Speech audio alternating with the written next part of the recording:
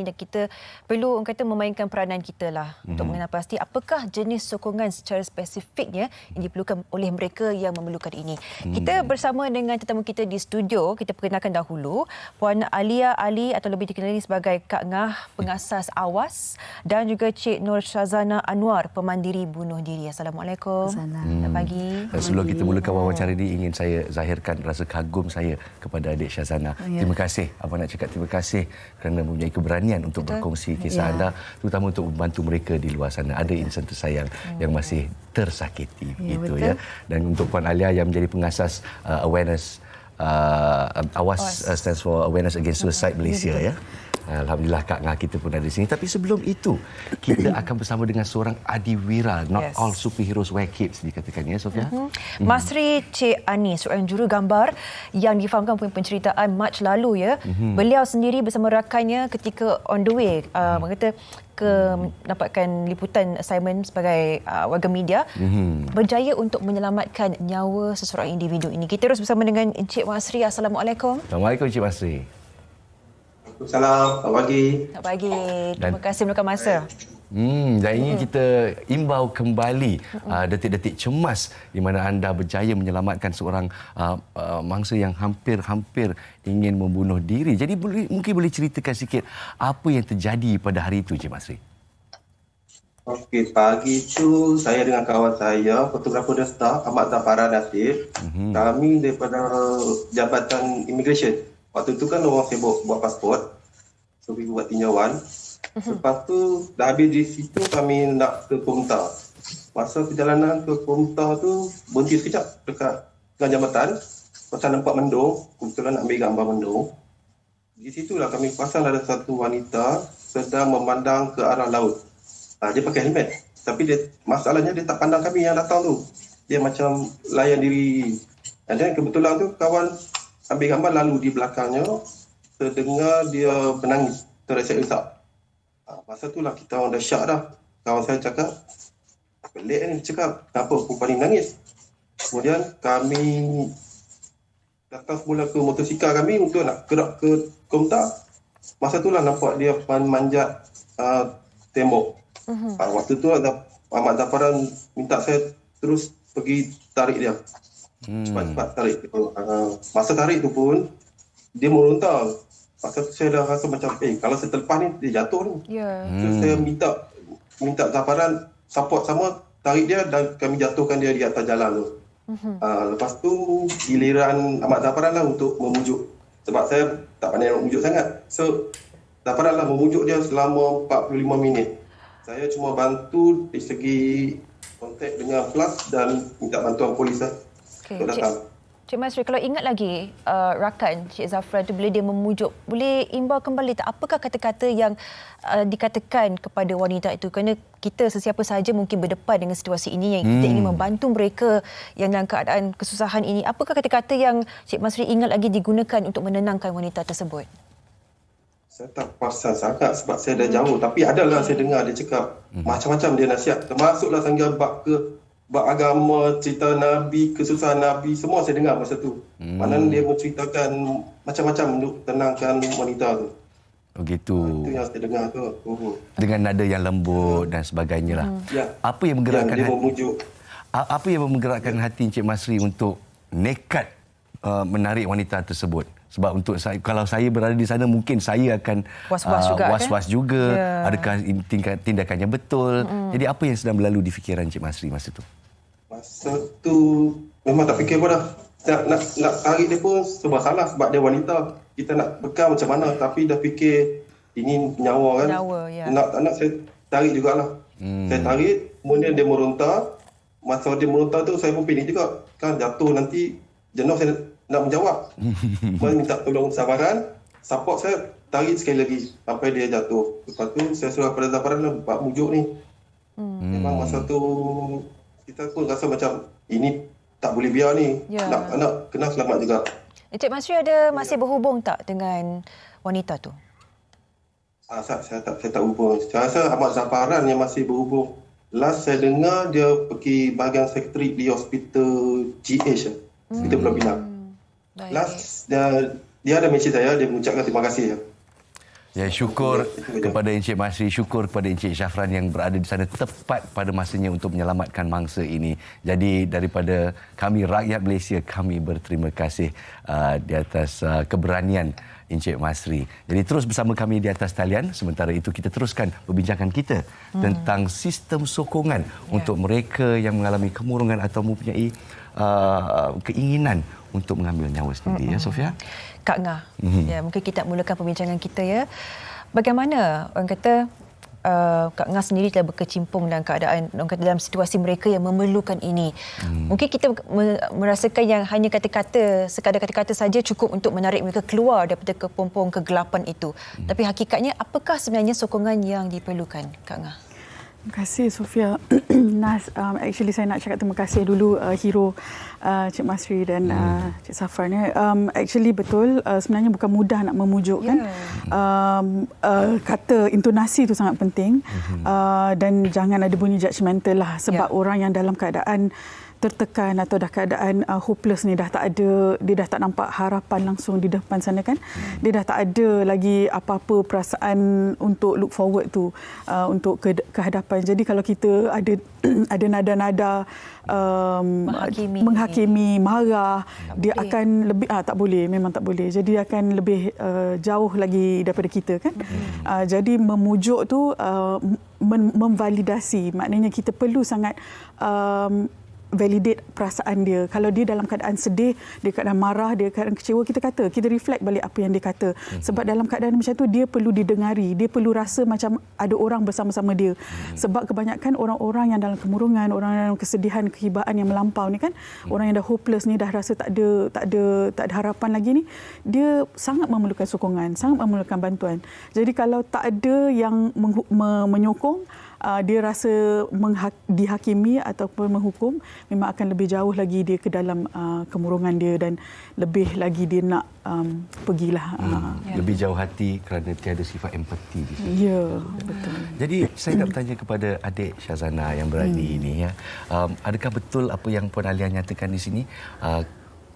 Dan adakah Syazana mendapat sokongan tersebut apabila menghadapi kemurungan?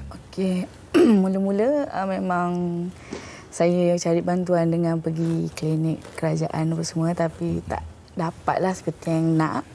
And then saya cari cara, saya masuk Instagram cari. Lepas tu saya jumpa satu Instagram nama Awas. Mula saya tengok kan. Lepas tu saya tak adalah macam fikir nak minta tolong dengan Kak Ngah. Sudah lama-lama saya macam saya tak boleh kontrol emosi saya, sebab saya sampai rasa nak ambil nyawa saya sendiri. Dan saya dah cederakan kucing saya. So saya DM Kak Ngah, saya cakap saya perlukan bantuan sebab saya dah cuba yang terbaik untuk diri saya waktu tu, saya rasa. Dan tiba-tiba Kak Ngah daripada Kuala Lumpur, saya duduk masa tu saya di JB. Dan waktu tu PKP. Penghujung Disember 2020. Waktu tu memang jauh lah kan, JB KL. Lepas tu tiba Kak Ngah kata okey, Kak Ngah datang. Kak Ngah nak bantu awak. Bayangkan KL ke JB, saya pun waktu tu dah tak kerja sebab saya ada masalah dengan pekerjaan. Tak boleh menerima sebarang tekanan lah di tempat kerja. Kak Ngah datang dan bantu saya dan bawa saya di Mentari Masai. Dan waktu tu jumpalah Dr. Ibrahim tak silap, dan pada mula itulah saya dapatkan rawatan dan saya didiagnos sebagai ada MDD. Major Depressive Disorder. Dan seterusnya saya didiagnos sebagai BPD, Borderline Personality Disorder. Tak dapat nak membezakan keadaan. Kalau dalam relationship ataupun pergaulan biasa, saya tak boleh nak kontrol emosi saya. Macam sekarang saya on medication lah. Tengah makan ubat. Banyaknya cabaran yang dihadapi. Banyak, kalau nak cerita memang panjang, tapi ini yang hebat ni.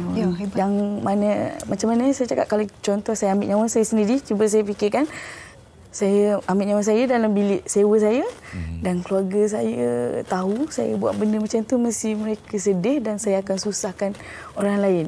So siapa yang nak bergerak kalau bukan diri kita sendiri? Dan saya jumpa kakak yang ni yang sama berjuang juga seperti saya. So saya ucap terima kasih Kak Ngah. Kita pun nak ucapkan terima kasih kepada Kak Ngah Hero. Hero yang tak didendang. Kak Ngah dan Syazana, saya pasti mempunyai satu hubungan yang sangat, orang kata lebih daripada akrab lah. Ini Kak Ngah telah menyelamatkan nyawa Syazana. Syazana pula mendapat, orang kata, sokongan dan harapan melihat berjumpa dengan Kak Ngah yang betul-betul sanggup turun ke Johor untuk menyelamatkan, berada di sana. Mengapa Kak Ngah melihat atau menganalisa Syazana ni dari jenis yang mengetahui apakah sokongan yang diperlukan oleh Syazana sendiri walaupun dari jauh? Bagaimana Kak Ngah melihat tu? Okey, saya merupakan seorang pemandiri kehilangan bunuh diri ataupun suicide loss survivor. Jadi hampir sedekad yang lalulah saya dah kehilangan insan tersayang. So oleh sebab itu isu ni sangat dekat dengan hati saya. Jadi tak kiralah apa kenal ke tak kenal ke, apa bangsa, apa umur, apa jenis masalah dia pun. Rasa sakit itu tetap sama kan? Ya, betul. Jadi kat situ saya rasa saya perlu mainkan peranan. Saya boleh terus bersedih dan terus berhibur, terus kemurungan. Saya juga merupakan seorang pesakit lah pada mula tu masa kehilangan. Saya pun diagnose dengan depression dan anxiety. Tapi lepas tu saya rasa macam lepas saya dah dapat treatment and everything, saya rasa macam saya tak nak sia-siakan pengalaman yang saya ada. Saya juga merupakan background psikologi sebenarnya. Tapi saya rasa sebabkan background psikologi saya itulah yang buat saya malu untuk mengaku yang saya seorang suicide loss survivor. Sebab saya rasa saya telah gagal untuk bantu insan tersayang saya. Ya, so because of that, saya rasa macam lepas saya dah pulih tu kan, lepas saya dah hilang, dah beransur pulih, saya rasa macam sampai lama mana aku nak bersedih, lama mana aku nak terus down dan tak gunakan pengalaman ni untuk bantu orang lain. So alhamdulillah dengan sokongan saya wujudkan Awas, tapi mula-mula Awas tu buat anonymous saja sebab takut, sebab stigma masyarakat terlalu tinggi kan. Mula-mula buat anonymously, tapi alhamdulillah bila dapat banyak callers, banyak orang, even Malaysian yang luar negara pun call, kata dia telah kehilangan insan sayang. Ada yang cakap, thank you so much lah sebab dia boleh relate apa yang kita post kan. Sebab kadang-kadang orang kita kata tak kena batang hidung sendiri, tak tahu kan. Kita boleh, kita rasa benda tu kita tak boleh relate kadang-kadang kalau kita tak sendiri tak merasainya. Jadi orang-orang yang dah melaluinya tu rasa macam terbantu, rasa macam kita faham dia, rasa macam tak keseorangan. Dan masih ada makna dalam dunia ini. Ya, betul. Masih ada harapan untuk teruskan. Jadi kita dah bercerita dengan Encik Masri sebentar tadi, dan mujur dia ada di sana dan dia nampak secara fizikal apa yang sedang berlaku dan dia memberikan respon. Jadi sekali lagi terima kasih Encik Masri ya. Tetapi bagaimana pula dengan mereka yang tidak menunjukkan simptom yang ketara? Macam mana kita nak apa petanda-petanda dia yang seorang tu menghadapi kemurungan, dan apa yang harus kita katakan kepada mereka? Macam rakan Encik Masri, Encik Zafran, dia menggunakan sirah Rasulullah SAW dan sebagainya. Tapi adakah kaedah-kaedah yang berkesan? Sila aja. Okey. Pada saya, dia tengok juga keadaan dan orang yang sedang dalam kemelut tu kan, kemelut jiwa tu. Saya panggil darurat jiwa lah, orang ni dalam keadaan krisis kan. Kalau kebiasaannya kalau kami kami mempraktikkan tidak menggunakan agama lah, sebab kadang-kadang orang tu dah cukup solat, dah cukup doa, dah cukup baca Quran, tapi masyarakat yang mencemooh masyarakat selalu kata itulah kau ni kemurungan sebab tak solat dan sebagainya kan. Jadi kadang-kadang kalau kita meremind dia atau mengingatkan dia tentang agama, mungkin dia mungkin jadi lebih marah. Mungkin lagi jauh kan. Kita tak tahu sebab benda tu individu. Jadi kalau kami elakkan keagamaan. Sebabnya kita tak tahu dari mana sudut orang tu. Sebab kadang-kadang kalau kita kata kita pujuk dari sudut agama, mungkin dia kata tapi kalau Tuhan sayang aku, kenapa buat macam contoh benda-benda macam tu boleh dan banyak berlaku kan bila orang dalam keadaan tertekan. So kita lebih kepada refleksi, validasi, macam cakap tadilah,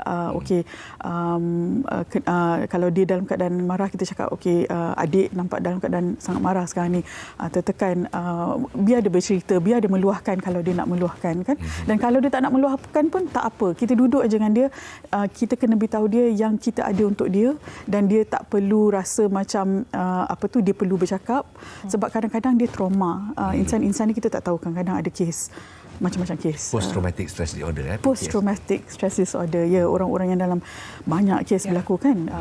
Jadi kita jangan memaksa lah dan apa juga keadaan sekalipun. Ya, betul. Nak tanyakan kepada Syazana. Tadi Syazana sebutkan yang sebelum berjumpa dengan Kak Ngah, ada cuba mendapatkan bantuan di hospital dan tempat lain. Betul. Tapi tak jadi. Mungkin Syazana nak kongsikan, mungkin tiada template khusus yang boleh kata you cakap ni confirm akan ialah tak ambil langkah tu. Tiada template sebegitu. Tapi apakah kata-kata yang orang kata menolak awak lagi jauh supaya awak mencari bantuan daripada Kak Ngah pula? Mungkin boleh kongsikan perkara-perkara yang tak sepatutnya kita katakan kepada seseorang yang mengalami masalah seperti ini. Bagi saya lah, macam bila kita mengalami masalah tekanan, sama bila kita minta support daripada orang yang sepatutnya, maksudnya macam bahagian perubatan yang orang kata lebih faham. Mungkin mereka, macam mana cakap ya, macam bila kita pergi tapi kita tak dapat, and then saya lagi, waktu tu saya makin lagi tertekan. Lebih marah. Yes. So, apa lagi yang aku nak cakap ni? Sampai saya rasa saya dah nak ambil nyawa saya sendiri. Macam ni, takkan saya nak ambil nyawa depan dia baru dia nak percaya kan? Sampai saya rasa takkan saya dah tak ada kat dunia baru ada orang lain nak bertindak. Macam tu, sampai saya rasa macam tu. Sampai tu saya fikir kalau saya tak cari cara, maksudnya sendiri, sebab kalau kita nak refer pakar memang kena ada surat reference letter. Kalau tak ada memang tak dapat. Tak dapatlah kita dengan pergi ambil dapat ubat yang, sebab ubat tu tak boleh kita nak dapat kat luar, sebab kalau selagi kita tak diagnose, kita tak boleh dapatkan medication macam itu. So kita memang kena didiagnose dengan baik oleh pakar semua kan. So bila macam tu saya fikir macam mana saya nak buat. Saya tak tahu sebab waktu tu saya dah tak kerja, sebab dia kata boleh pergi macam bahagian swasta, tapi bagi saya apalah, saya minta bantuan orang yang lebih tahu. Itu yang saya cari Kak Ngah waktu tu. Apa yang Kak Ngah cakap sampai menjadikan awak lembut hati? Sebab mula memang saya sendiri nak pergi untuk rawat diri saya, sebab saya rasa saya dah makin teruk waktu tu, sebab saya dah banyak kali cederakan kucing saya dan saya pun cederakan diri saya sendiri. Cederakan diri sendiri, self-harm ya? Ya, agak macam saya rasa macam, dan saya dah start dengar suara yang tak sepatutnya lah, menyuruh saya bunuh diri, and then tu macam cakap saya tak berguna, dan macam-macam lah benda-benda yang tak baik lah, yang boleh buat saya rasa down lah. Bila saya fikir macam tu, saya share dengan Kak Ngah, dan Kak Ngah kata boleh. Saya cakap saya nak bantuan sangat. Saya memang, sebab saya tak ada parent, so saya memang perlu bantuan orang luar dan kawan-kawan. Biasalah kawan-kawan sibuk, ada kerja, ada keluarga, so kita tak boleh nak kacau kan. Bila kita ada support, kita apa sahaja kita gunakan. Sebab di laluan yang betul agak susah untuk kita dapat bantuan, so kita guna yang bantuan yang bahagian lain lah. Syazana sememangnya seorang yang tabah. Awak hebat. Ramai yang mungkin tak dapat nak mencari bantuan di luar, tapi awak sendiri berikhtiar berjumpa dengan Kak Ngah. Sebab kita takut stigma masyarakat. Betul. Itu je. Sekarang ni saya boleh cakap ramai yang kat luar sana adalah takut tentang stigma. Kalau contoh kita cakap dengan keluarga, saya dia sakit macam ni contohnya, tulang kau tak solat, whatever macam tu kan. Benda tu bukannya orang kata healing ya, itu buat kita trigger lagi tentang aku dah solat, aku dah baca, apa lagi aku nak buat. Betul. Kita nak mendengar dan bertanya khabar dengan Encik Masri kembali lah. Encik Masri, mendengar perbualan ialah perbincangan kita pagi ini kan, mungkin Encik Masri nak kongsikan sedikit sebanyak perasaan Encik Masri menjadi seorang yang pernah membantu seorang individu untuk pada ketika ini masih hidup, masih ada bersama kita. Mungkin nak kongsikan perasaan itu mampu menyelamatkan nyawa seseorang, Encik Masri. Dan adakah ia mengubah hidup Encik Masri? Saya kalau just bagi tahu, kalau berasakan, kalau nampak macam tu lagi, jangan tengok saja, jangan ambil video. Kalau boleh kita selamatkan orang tu dulu lah. Sekarang orang sekarang ni tengok ambil video dulu. Kita orang fotografer pun kita tak ambil gambar dulu. Kita selamat dulu. Ya. Kemudian patutnya kalau ikut gambar tu kita boleh dapat lagi cantik gambar, tapi kita tepi dapat gambar, kita selamatkan dulu orang tu. Yang kedua tu kalau boleh dekat Facebook tu kita jangan boleh yang kita tulis yang bukan-bukan. Kadang kita tak tahu apa masalah dia. Macam yang saya selamat tu dah masuk viral kat Facebook. Bila baca komen tu kita sendiri pun sakit hati bila tengok komen-komen tu. Sebab benda tu tak ada kena-mengena langsung dengan kes dia kan. Kalau dia ada masalah lain. Kalau yang biasa, orang biasa pun boleh sakit hati, apatah lagi mereka yang mengalami kemurungan. Jadi itu adalah jawapan yang sangat tepat, yang sangat harus kita dengari. Jadi terima kasih Encik Masri kerana berkongsi pendapat-pendapat tersebut bersama dengan kita. Janganlah, ini fotografer pun boleh menahan nafsu, menahan laluri untuk mengambil gambar, untuk menyelamatkan. Janganlah kita rakyat yang biasa tiba-tiba nak ber-TikTok dan sebagainya bila kita nampak sesuatu macam itu. Terima kasih Encik Masri ya. Terima kasih Encik Masri. Dan juga untuk untuk Kak Ngah kita, jadi saya difahamkan Awas mempunyai satu sistem baru iaitu Awas Badi untuk membantu mereka di luar sana dengan masalah kemurungan. Mungkin boleh cerita sikit tentang sistem sokongan ni? Okey, kita wujudkan Awas Badi ni supaya mereka yang Badi ni terdiri daripada peer. Maknanya mereka-mereka yang dah melalui masalah kesihatan mental lah, maknanya macam saya sendiri, ataupun mereka yang dah menjaga orang yang ada kesihatan isu kesihatan mental. Jadi dia taklah rasa macam dia keseorangan. Dan kami gunakan sistem texting. Maknanya dia tak perlu ulang balik. Sistem Badi ni hari ni dia teks, dia akan orang yang sama badi macam inilah kita badi pairing. Jadi kita wujudkan satu silaturahim lah, maknanya macam buddy, macam friends, macam kakak ke adik, whatever you want to call it, supaya dia akan rasa tak adalah dia kena ulang balik cerita dia rasa macam orang ni tak faham, dan dia rasa selesa lah. Kalau dia rasa tak selesa, dia boleh cari buddy lain, dia boleh minta, kita akan bagi 2-3 buddy yang lain yang dia boleh develop relationship with. Saya betul-betul sukakan konsep ini. Kita merasakan betul-betul ada seseorang itu dedicated menjaga untuk dia. Kita. Itu terima kasihlah kepada Kak Ngah kerana wujudkan satu sistem sokongan yang cukup kuat ini, yang cukup orang kata personalize ini, supaya lebih ramai dan banyak lagi nyawa dapat diselamatkan. Terima kasih juga kepada Nur Syazana Anwar sudi memberanikan diri untuk tampil menceritakan kisah. Kini anda pun sudah mendapat rawatan dan insya-Allah kita doakan supaya anda pulih sedia kala. Okey, conquer the world. Baiklah, kita akan berehat seketika di Malaysia hari ini. Saya dan Sofia akan kembali selepas ini. Jangan ke mana-mana.